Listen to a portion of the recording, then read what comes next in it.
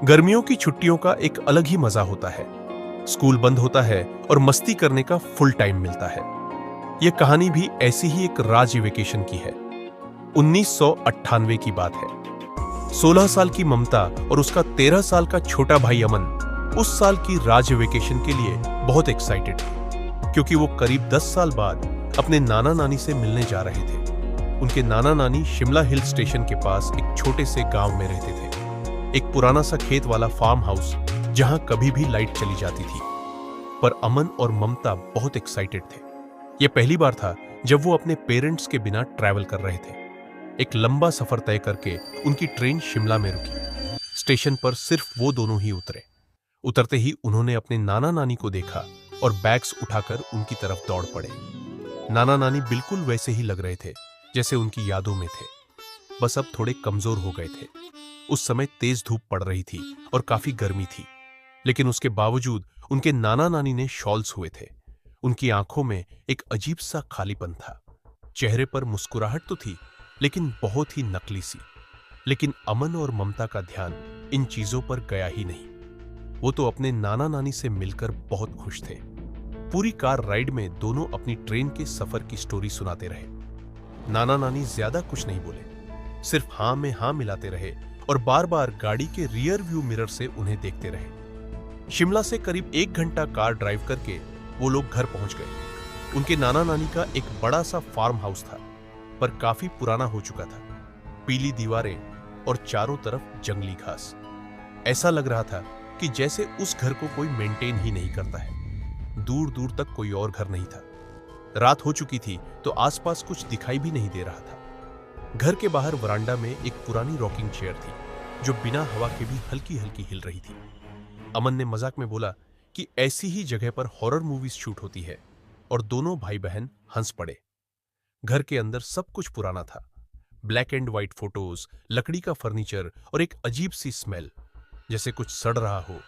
जब दोनों ने मुंह बनाया तो नानी मुस्कुराते हुए बोली, गोबर की स्मेल है, खेतों से आ रही है। यह कहकर नानी किचन में चली गई और नाना जी ने उन्हें उनका रूम दिखाकर खाने के लिए आने को बोला। उनका रूम काफी बड़ा था, पर खिड़की से सिर्फ अंधेरा और लंबी घास दिख रही थी। थोड़ी देर बाद नानी ने खाने के लिए बुलाया। सब डिनर के लिए बैठ गए। नाना नानी उनके साथ डाइनिंग टेबल पर बैठे तो सही, पर उन्होंने कुछ खाया नहीं। बस यही रिपीट करते रहे कि वो दोनों कितने खुश हैं कि बच्चे आए हैं। ये बात दोनों बच्चों को पहले तो बहुत अजीब लगी, पर वो दोनों अपने नाना नानी से 10 साल बाद मिल रहे थे। शायद उनकी नाना नानी ने उन्हें बहुत ज्यादा मिस किया था। डिनर के बाद ममता और अमन अपने रूम में चले गए। थोड़ी देर बाद नाना जी कमरे में आए। गुड नाइट कहकर नाना जी ने लाइट ऑफ की और जाने से पहले बोला, रात में यहां कई जानवरों की आवाजें आती हैं, डरना नहीं और कमरे के बाहर बिल्कुल भी मत निकलना। यह कहकर नाना जी उनके कमरे से चले गए, और थके हुए बच्चे कब सोए उन्हें पता ही नहीं चला। अगले 2 दिन काफी नॉर्मल गुजरे। हर दिन नाना नानी दोनों को उठाने आते। ममता अपना ज्यादातर समय एक विंडो के पास बैठकर स्केचिंग करते हुए बिताती थी। उस विंडो से सिर्फ पेड़ दिखते थे, सारे के सारे एकदम एक जैसे। अमन घर के आसपास घूमता रहता या घर के पीछे के कोने में एक पुराने झूले पर बैठकर अपने वॉकमैन पर गाने सुनते रहता। नाना नानी हर दोपहर यह कहकर घर से निकल जाते कि वो दोनों खेत में काम करने जा रहे हैं और सीधा रात को वापस आते। घर में एक लैंडलाइन फोन भी था, पर वो खराब पड़ा था, तो वो बच्चे अपने मम्मी पापा से भी बात नहीं कर पा रहे थे। कुछ छोटी छोटी चीजें भी थी जो थोड़ी अजीब थी, जैसे नाना नानी कभी भी उनके साथ कुछ खाते नहीं थे। हर बार कोई ना कोई बहाना करके दोनों डाइनिंग बल पर बस बैठे रहते। एक बार अमन ने देखा कि किचन में फ्रिज खुला हुआ था और अंदर सिर्फ एक पतीला था जिसमें कोई लाल गाढ़ा सा लिक्विड था। जब उसने पूछा तो नानी ने सिर्फ इतना कहा कि वो एक पुरानी फैमिली रेसिपी है, और वो जोर जोर से हंसने लगी।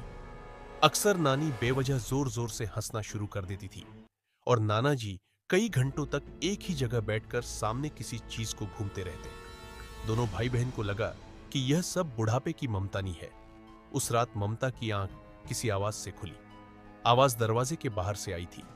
तभी दरवाजे के नीचे से एक बड़ी सी शैडो गुजरी, सिर्फ 1 सेकंड के लिए। नाना जी की वार्निंग भूलकर ममता दरवाजे के पास दबे पाव गई और उसने धीरे से दरवाजा खोला। वो अजीब सी बदबू अब और तेज हो गई थी। सामने अंधेरा था, पर किसी के गुस्साने की आवाज आ रही थी। इससे पहले कि ममता उसके पास जाकर कुछ समझ पाती, अचानक से किसी ने उसके कंधे पर हाथ रखा और उसकी चीख निकल गई। उसके पीछे उसकी नानी थी। उनके चेहरे पर अब भी वही अजीब सी नकली स्माइल थी और न का चेहरा अजीब सा सफेद पड़ चुका था।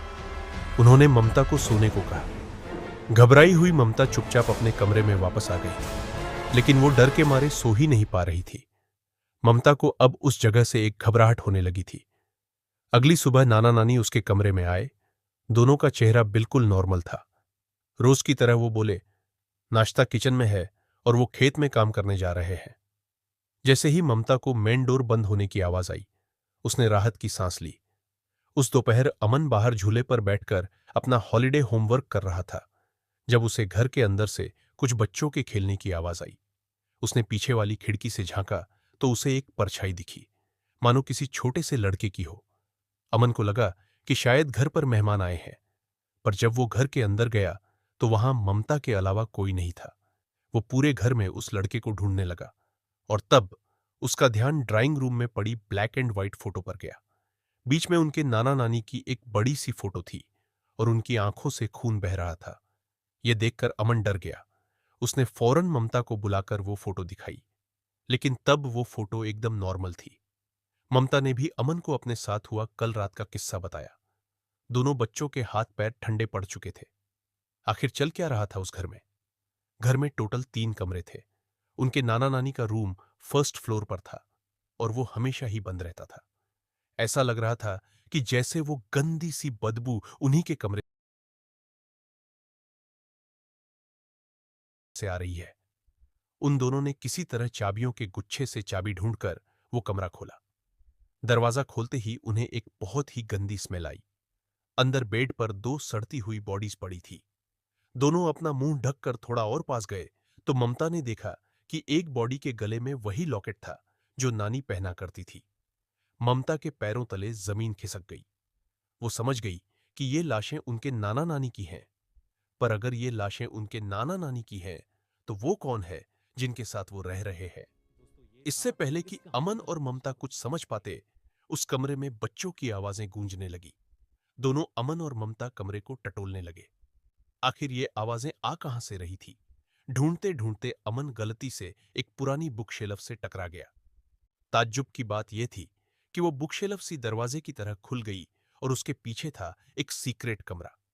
दोनों में से किसी की हिम्मत अंदर झांक के देखने की नहीं हो रही थी, पर तभी उस सीक्रेट रूम से कुछ बच्चों ने उनका नाम पुकारा। डरे सहमे दोनों बच्चे धीरे धीरे कमरे के अंदर जाने लगे। अंदर काफी अंधेरा था और इसलिए कुछ भी दिख नहीं रहा था, पर अचानक ही एक हल्की सी सफेद रोशनी कमरे की दूसरी तरफ से आने लगी। अब उन बच्चों की आवाजें तेज हो गई थी, मानो कई बच्चे दर्द में रो रहे हो। ऐसा लग रहा था कि वो आवाजें कुछ कहना चाह रही हैं। जब वो दोनों कमरे के दूसरी तरफ पहुंचे तो दोनों का डर और बढ़ गया। कमरे के बीचों बीच खोपड़ियों का ढेर पड़ा हुआ था। उसके बगल में एक हवन कुंड और कुछ सामग्री रखी हुई थी। कमरे की दीवारों पर कई सारी डिस्टर्बिंग ड्राइंग्स बनी हुई थी। वो ड्राइंग्स किसी अजीब से जानवर की लग रही थी। एक जानवर जिसके लंबे लंबे नुकीले नाखून और दांत थे। कमरे को देखकर साफ साफ समझ आ रहा था कि वहां काला जादू किया जा रहा था। दोनों उन ड्राइंग्स को देख ही रहे थे जब वो बच्चों की आवाजें चीखों में बदल गई, जैसे कई बच्चे एक साथ जोर जोर से एक ही चीज बोल रहे हो, भाग जाओ यहां से। ममता और अमन फटाफट उस कमरे से बाहर निकल गए। अब सूरज ढलने को आया था, अंधेरा होने वाला था। ममता और रमन को अब यह समझ आ गया था कि जिनके साथ वो रह रहे हैं वो उनके नाना नानी नहीं है और वो लोग जो भी हैं बहुत खतरनाक हैं। दोनों ने तय किया कि वो दोनों उन लोगों के आने से पहले ही भाग जाएंगे। दोनों जल्दी जल्दी फर्स्ट फ्लोर से नीचे उतरकर घर के फ्रंट डोर पर पहुंचे, पर पता नहीं क्यों दरवाजा खुल ही नहीं रहा था। दोनों घर के पीछे वाले गेट की तरफ जाने लगे। जब उन्हें किचन से एक अजीब सी आवाज आई, उन्होंने किचन के अंदर झांका तो उनकी सांसें अटक गई। किचन के सिंक के नीचे बैठे वो दोनों लोग जो उनके नाना नानी जैसे दिख रहे थे, वो जानवरों की तरह कुछ खा रहे थे। उनके पास वही लाल रंग वाला पतीला रखा था। उनके पूरे चेहरे पर खून लगा था और दोनों के जानवरों जैसे लंबे पीले दांत थे। उनकी उंगलियों के नाखून लंबे, काले और नुकीले थे, बिल्कुल उन्हीं ड्राइंग्स की तरह जो उन्होंने उस सीक्रेट रूम में देखी थी। वो पूरा नजारा दिल दहला देने वाला था। दोनों लोग जानवरों की तरह गुर्रा रहे थे। तभी नानी का सर एकदम से उनकी तरफ घुमा। उनकी आंखें सफेद पड़ी थी, सिर्फ गहरे काले गड्ढे थे। उन्होंने किसी भड़के हुए जानवर जैसी आवाज निकाली। यह देखकर अमन और ममता वहां से तेजी से भागे और पीछे वाले दरवाजे से बाहर निकल गए।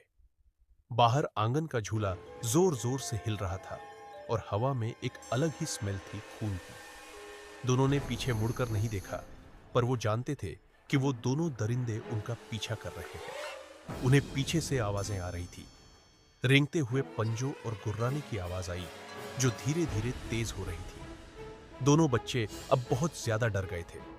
दोनों को नहीं पता था कि वो भागकर कहां जा रहे हैं, बस ये जानते थे कि उन्हें कहीं दूर भागना है।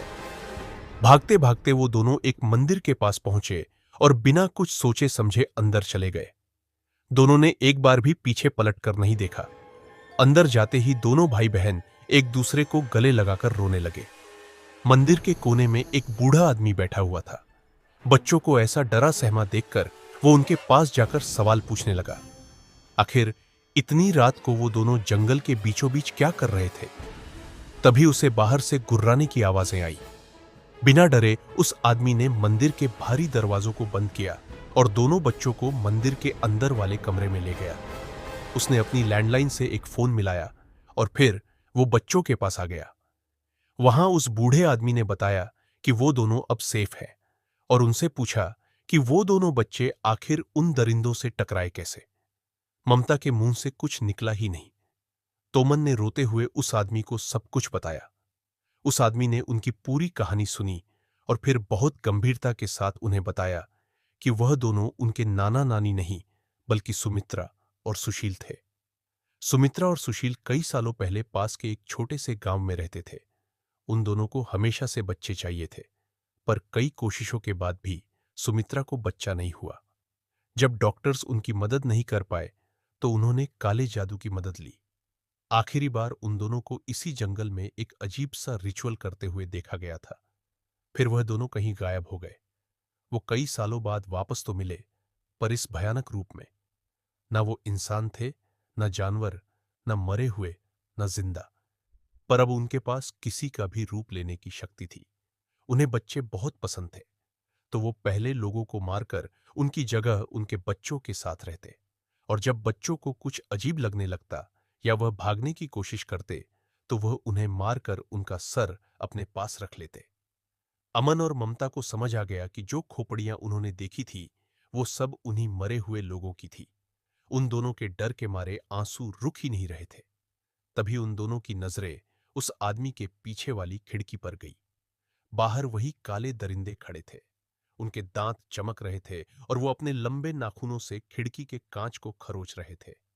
दोनों के मुंह खून से सने हुए थे और वो गुस्से से गुर्रा रहे थे। उस आदमी ने बच्चों को शांत कराते हुए कहा कि वो उस मंदिर का पुजारी है और वो मंदिर मंत्रों से बंधा हुआ है, इसलिए वो जानवर अंदर नहीं आ पाएंगे।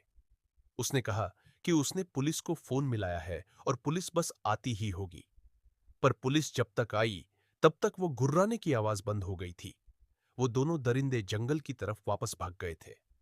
ममता और अमन पुलिस वालों के साथ उनके नाना नानी के घर गए तो उन्हें वहां सारी डेड बॉडीज और कंकाल मिले। फौरन ममता और अमन को हॉस्पिटल भेजा गया और उनके पेरेंट्स को बुलाया गया। डॉक्टर्स का कहना था कि दोनों को कोई फिजिकल चोट नहीं लगी, पर जो कुछ भी हुआ था उसकी वजह से ममता और अमन बहुत ज्यादा डरे हुए हैं। उस रात ममता और अमन तो उन अधमरे जानवरों से बाल बाल बचे, पर ना जाने अब वो दरिंदे किसका रूप लेकर किसके परिवार को तबाह कर रहे होंगे। दोस्तों, अगर आपको पीके स्टोरी की ये कहानी पसंद आई तो हमारे चैनल भी सब्सक्राइब करो।